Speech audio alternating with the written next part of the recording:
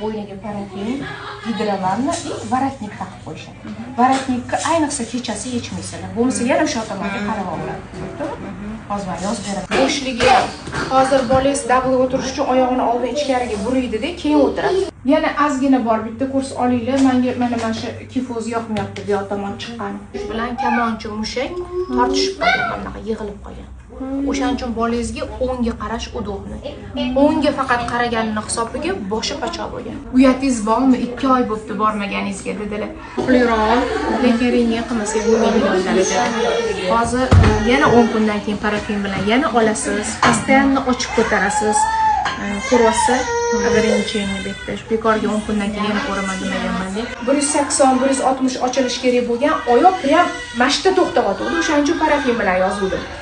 Aslida sразу rentgen qiladi boshqa poliklinikada, lekin bizga masalan ortopedlarimiz o'rgatishgan 4 oydan keyin